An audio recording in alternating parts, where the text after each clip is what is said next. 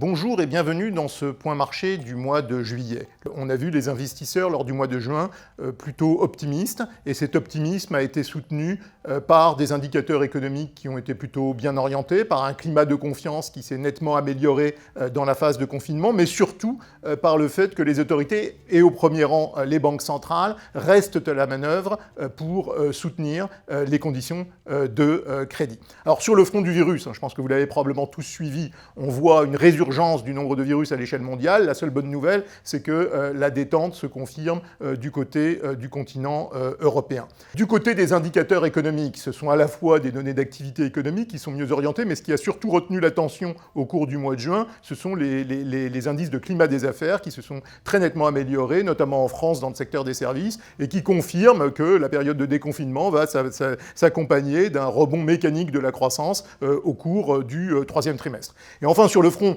des banques centrales, on les voit toujours à la manœuvre à l'échelle mondiale. Alors vous avez d'un côté la Réserve fédérale qui continue de dire qu'elle fera tout ce qu'il faut pour maintenir des conditions de crédit accommodantes et qui appelle ouvertement le Congrès américain à voter de nouvelles mesures de stimulation budgétaire. Ça passera probablement par un vote dans le courant du mois de juillet et par l'envoi de nouveaux chèques directement aux ménages américains par le Trésor américain. Du côté de la Banque centrale européenne, on a eu une extension, comme attendu, du programme d'achat de titres d'urgence et également un très vif succès rencontré par les opérations de crédit aux banques octroyées par la Banque centrale européenne. Alors ce sont des opérations qui rencontrent un succès d'autant plus grand que les taux d'intérêt sont négatifs. Ça veut dire qu'en pratique, la Banque centrale européenne rémunère les banques pour qu'elles continuent à faire du crédit aux acteurs privés, donc aux ménages et aux entreprises. Et c'est la raison pour laquelle on voit un très bon soutien du crédit au secteur privé du côté des pays de la zone euro, et ce d'autant plus qu'il y a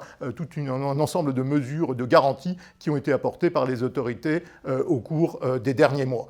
Donc ça, ce sont des nouvelles qui sont plutôt de très bonnes, qui viennent plutôt soutenir, j'ai envie de dire, l'humeur des investisseurs. On voit également les autres grandes banques centrales continuer de mener leur politique monétaire accommodante, que ce soit la Banque d'Angleterre, la Banque centrale japonaise, et quelque chose de nouveau ce mois-ci, c'est que même dans les pays émergents, les banques centrales se mettent également à mettre en place des mesures d'accommodation monétaire financées par création monétaire, c'est-à-dire des programmes d'assouplissement quantitatif, ce qui ne s'était pas vu même lors de la crise financière de 2008-2009.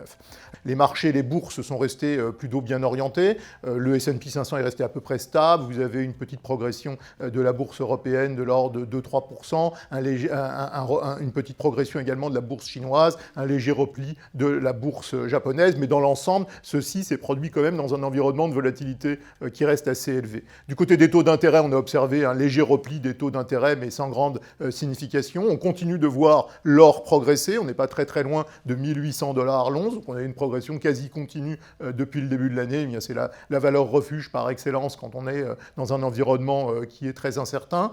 On a vu un beau rebond du prix du pétrole qui est le fruit d'une anticipation de rebond de la demande d'énergie qui va de pair avec la reprise de la croissance. Et donc ça aussi, c'est plutôt un signal positif sur les anticipations des acteurs de marché sur la reprise de l'activité économique.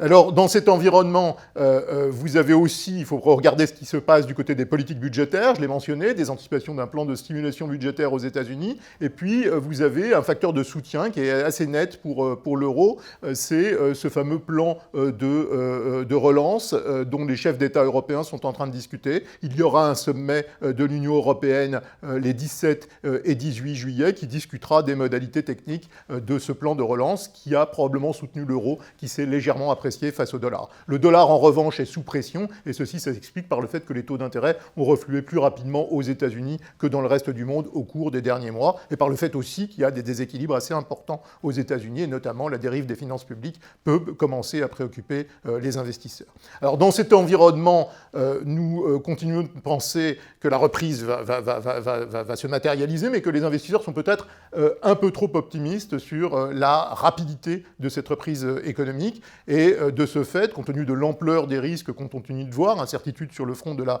pandémie, mais aussi incertitude en raison de très nombreux facteurs géopolitiques, les relations sino-américaines qui sont assez tendues, le fait que les élections américaines risquent de préoccuper les investisseurs d'ici quelques mois, eh bien, ce sont des facteurs de risque pour les investisseurs qu'il ne faut pas sous-estimer, d'autant plus qu'ils restent quand même, comme je le disais, très optimistes sur les anticipations de profit. Alors dans la période estivale, il nous semble qu'il faut être particulièrement prudent et mesuré, même si la reprise économique nous semble à très court terme plutôt solidement ancrée pour ce qui est du troisième trimestre. Merci de votre attention. Rendez-vous au prochain point marché et en attendant, prenez soin de vous.